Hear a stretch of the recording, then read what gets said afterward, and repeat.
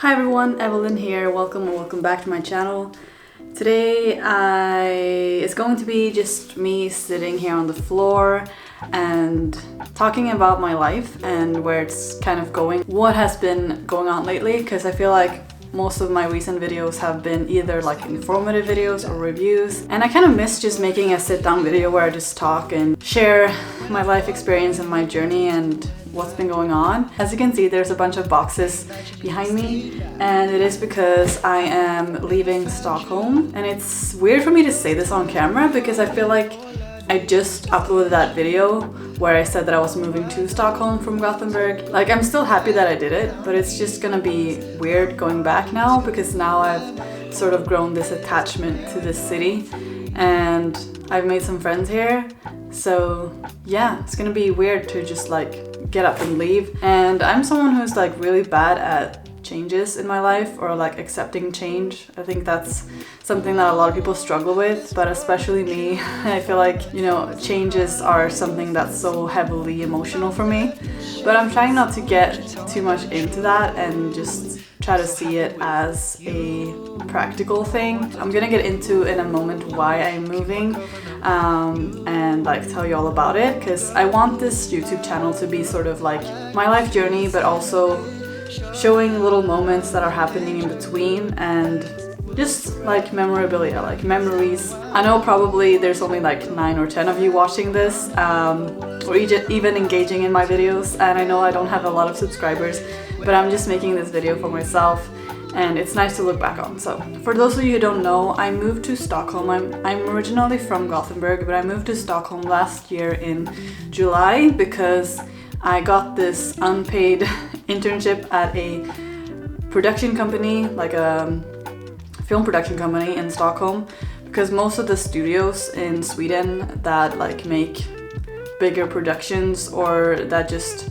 has like a lot of events and stuff happening are in Stockholm, which is the capital of Sweden. Being in Gothenburg wasn't going to bring me many like work opportunities, especially not during a pandemic. So I basically just packed up and left Gothenburg with like 2 suitcases and a backpack. I've been going kind of like back and forth Gothenburg and Stockholm just because I still am registered in Gothenburg. So like whenever I have to go to like my orthodontist or a doctor's appointment, I still go to Gothenburg because it is only 3 hours away by train. The only thing that doesn't make Stockholm feel like my home is because I'm living with my landlady, and so this is actually her apartment and we share the bathroom and we share the living room. Actually, there's no living room, we share the kitchen. So that's the only thing that has made it seem like I don't truly live here. But anyway, my internship was for 4 months and it was really fun to be at that production company. Like, I felt like I was inside of the movie industry again,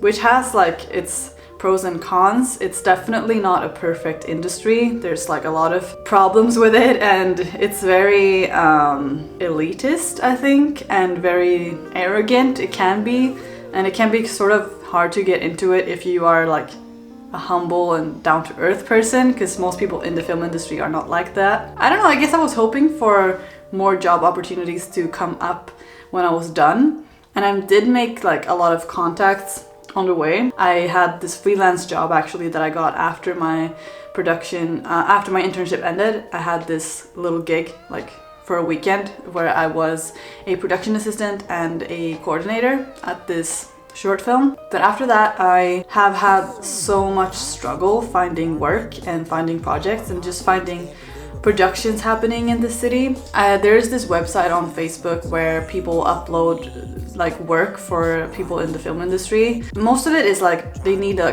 technical person, or they need like a producer or someone who has like a lot of experience and has like a wide network. And I applied for a bunch of editing jobs and a bunch of just production assistant jobs, like really just jobs that I know I'm qualified for and even sometimes overqualified for. And either I never got a reply or they rejected me.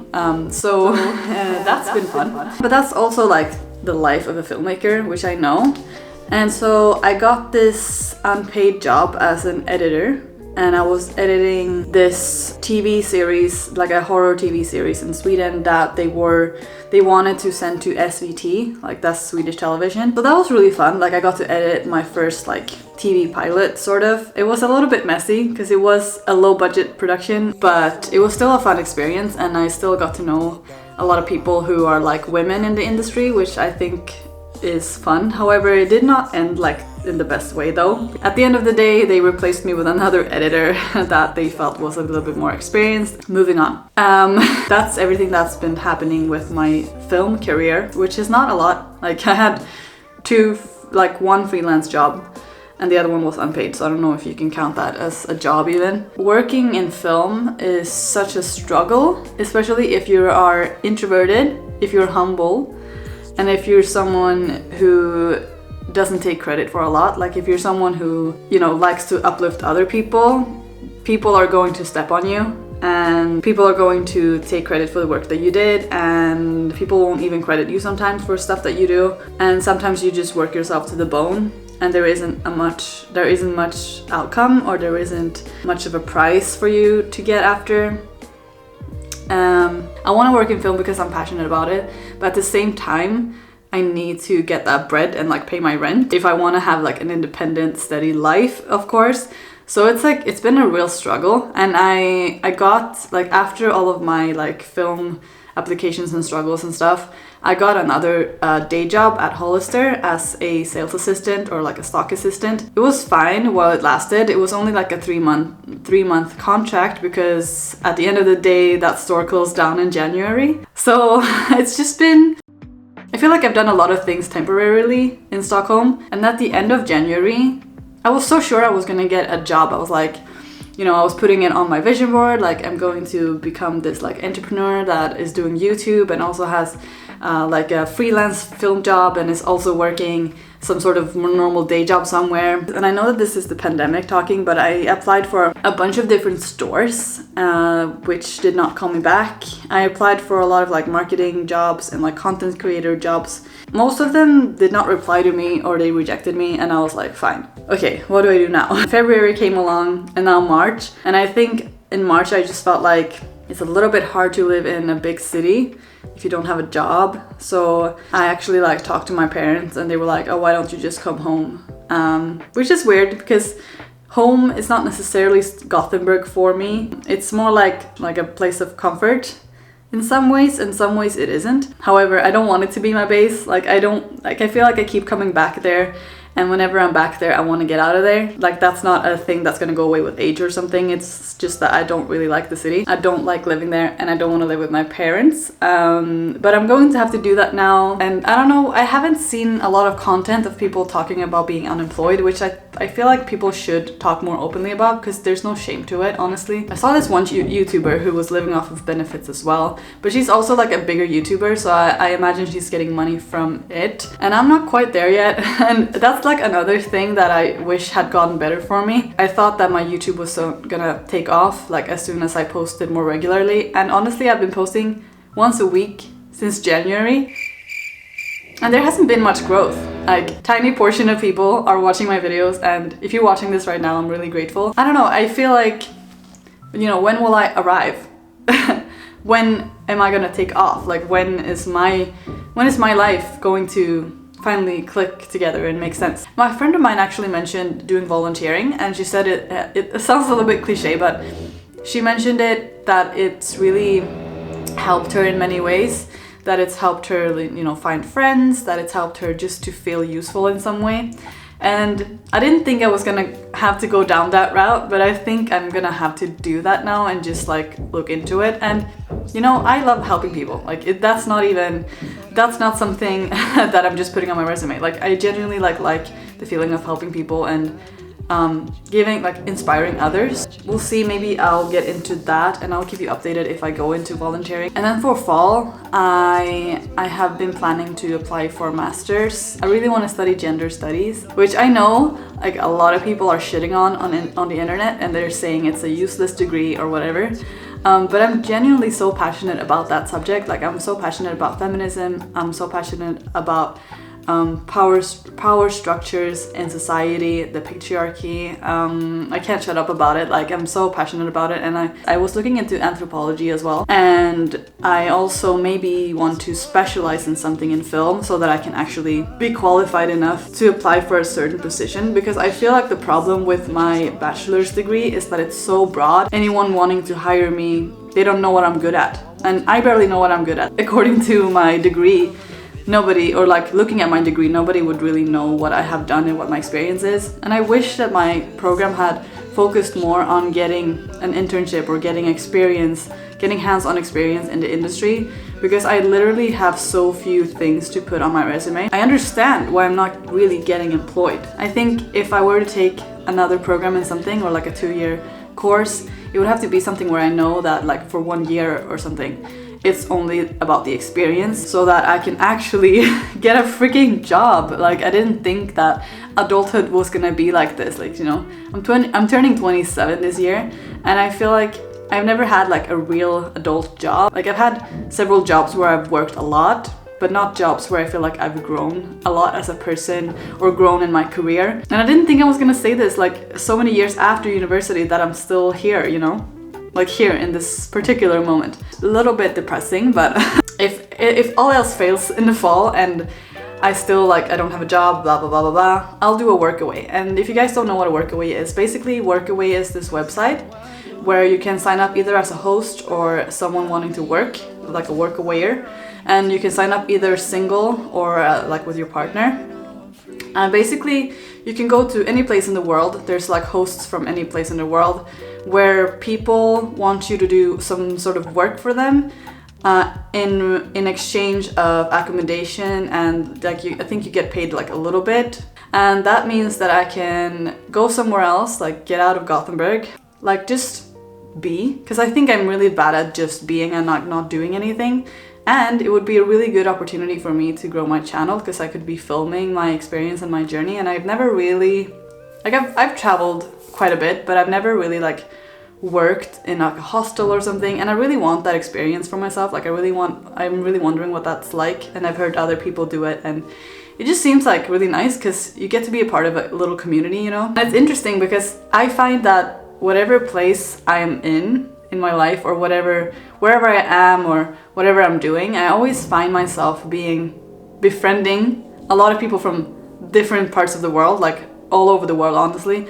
Like moving to Stockholm, one of the first people that I really befriended here have been, you know, people from India, Australia, the US, France. They had so many nights where they were just going for drinks, and this was like before the restrictions were really harsh here in Stockholm, but it was before like when you could still go to bars and stuff, like with social distancing. I think I grow as a person every time I meet someone who is not from here, or someone who's not like in the same path of life as me. And honestly, it's also very, very hard to meet friends in Stockholm. It's incredibly hard. Like it's hard in Sweden overall, or Scandinavia, because people are so set into their groups and their communities that meeting other people who aren't like inside of your friend group after school seems impossible. Like even me with my friend group, I think we are, however, like a little bit more open-minded, like me and my friends in Gothenburg. But even then, I find it hard to believe that we would like hang out as a group and then sort of like invite someone else just sitting there at a cafe. I think like in theory, I want to be that person who's like, I see someone sitting having coffee alone at a coffee shop and reading a book that I like, and I'll just walk up to them and be like, hey, I've read that book. I really like that book. We should be friends. So, and even in high school, it was that way because I went to an international high school with people from all over the world, like literally. But anyway, so I'm moving back to Gothenburg. It's not ideal. It's not really what I want to do, but I want to share this with you guys because even though I didn't get a full-time job, or I didn't get like my dream job living here, I've met a lot of really, really nice friends for life. I'm hoping that I'm still gonna keep in touch with, and Gothenburg and Stockholm isn't that far away from each other, and I got some good work experience here, even though it was like very brief. It was still something, you know? Yeah, like I think the things that I've learned from living in Stockholm is that I love big cities. Like I think I already realized this before because I always wanted to move to like a big city like London or New York. London was my dream before. And New York is just, it seems super cool as well. And Stockholm is like way away from that, but it's still like a stepping stone because Stockholm is still the capital of Sweden, and there's a subway, there's a lot of crowding, there's a lot of people, there's a lot of stuff happening. Like obviously not now with the pandemic, but I know that if I go back here at some point and everything's normal again, I'm gonna have that like big city experience. There's something about being an introvert in a bigger city where you can feel so anonymous, and that's a really nice feeling. Like it's really nice to be able to blend in to the crowd and feel like you are just like a small dot of like something bigger than yourself. Because I feel like when I'm in Gothenburg or I'm like in a smaller space where I know a lot of people, I'm more aware of who, like how I am and how I act, and knowing so many people is nice in one way because it's like a community. However, I feel like the people that I know from Gothenburg, they mostly knew me from like before I lived in England, before I moved out of my parents' house, and I think I was one way then, and then obviously I've changed a lot, but people are still gonna see you the same way that they saw you from before. But that's also why I think everybody at some point needs to move out of their hometown into some other place that they've never lived before, because it just really changes you. It really makes you grow a lot. You realize shit about yourself, you know, and you just grow as a person. So I think I've learned also that everyone is on such a different journey. Like I thought that life was about a lot of people's lives coming together and like merging, and then the friends that I met at some point in my life where I have like, you know, flourished and grown and like I've been enlightened, that we were gonna always stick on the same path and like grow together. But that's not always the case. It sounds a little bit sad, but I think like everyone is on such a specific journey, and I keep sometimes comparing myself to other YouTubers and people that I really look up to, and I'm like, there's like a part of them that I really adore and I'm inspired by, but then there's a whole other part of them that I'm maybe not so inspired by.